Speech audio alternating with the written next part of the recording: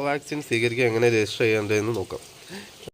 Google ക്രോമിൽ കയറുക, www.cowin.gov.in എന്നടിക്കുക. അത് search ചെയ്തതിന് ശേഷം CoWIN register sign in yourself register അങ്ങനെ വരും. അതിൽ രജിസ്റ്റർ എന്ന് പറഞ്ഞ സംഭവം ക്ലിക്ക് ചെയ്യാം. ക്ലിക്ക് ചെയ്ത് കഴിഞ്ഞാൽ register for sign in for vaccination എന്നുള്ളൊരു സംഭവം കാണാം.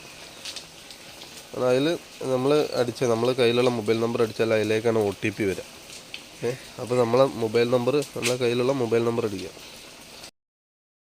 ശേഷം നമ്മളെ മൊബൈൽ നമ്പർ ആഡ് ചെയ്തിട്ട് ഗെറ്റ് OTPയിൽ ക്ലിക്ക് ചെയ്തതിന് ശേഷം വെയിറ്റ് ചെയ്താൽ എൻ്റെ OTP നമ്പർ വരും. ആ OTP നമ്പർ നമ്മൾ അതിൽ ആഡ് ചെയ്ത് കൊടുത്തതിന് ശേഷം നമ്മൾ വെരിഫിക്കേഷൻ പ്രൊസീഡ് കൊടുക്കുക. അതിനുശേഷം നമ്മൾ രജിസ്ട്രേഷൻ ചെയ്യാനുള്ള സംഭവം വരും.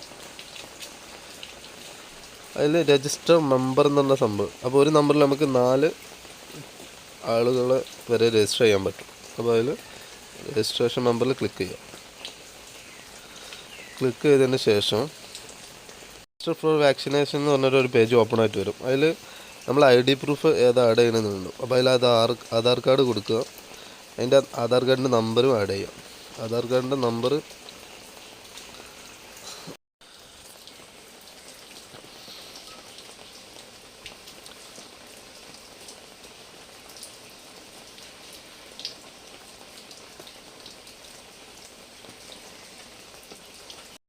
അതിനുശേഷം നമ്മൾ ആധാർ കാർഡിലുള്ള പേര് ആഡ് ചെയ്യാം.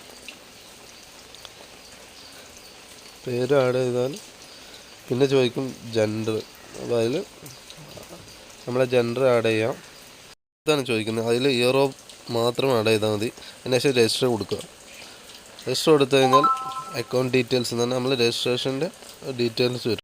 അതോടൊപ്പം തന്നെ നമുക്ക് നമ്മളെ രജിസ്ട്രേഷൻ സക്സസ് ആയെന്നുള്ള മെസ്സേജും വരും. നമുക്കിതിൽ ആഡ് മെമ്പർ കൊടുത്താൽ നമുക്ക് ബാക്കിയുള്ള 3 പേരെയും കൂടെ ആഡ് ചെയ്യാൻ പറ്റും. പിന്നെ ഈ ഷെഡ്യൂൾ എന്നുള്ളതില്ല, അതിൽ കയറി കഴിഞ്ഞാൽ നമുക്ക് നിയറസ്റ്റ് ഏരിയ എവിടെയൊക്കെയാണ് വാക്സിൻ അവൈലബിൾ എന്നുള്ളത് കാണിക്കും. നമ്മളടുത്താണ് അറിയേണ്ടത്. നമ്മളെ പിൻകോഡ് അടിച്ചിട്ട് സെർച്ച് ചെയ്താൽ മതി.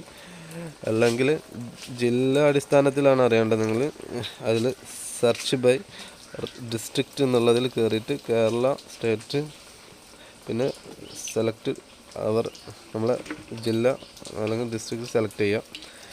എന്നിട്ട് നമ്മളെ 18 വയസ്സിന് മുകളിലുള്ളവർക്ക് എവിടെയാണ് അവൈലബിൾ ആയിട്ടുള്ളതെന്ന് അതിൽ ക്ലിക്ക് ചെയ്തിട്ട് സെർച്ച് കൊടുത്താൽ മതി.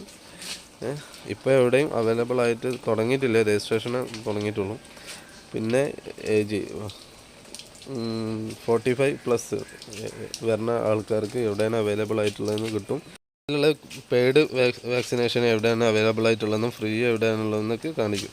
പിന്നെ നമ്മൾ രജിസ്റ്റർ ആയി കഴിഞ്ഞാൽ ഒഴിവിനനുസരിച്ച് അവിടുന്ന് നമ്മളെ വിളിക്കുന്നതാണ്, അല്ലെങ്കിൽ നമുക്ക് മെസ്സേജ് വരും.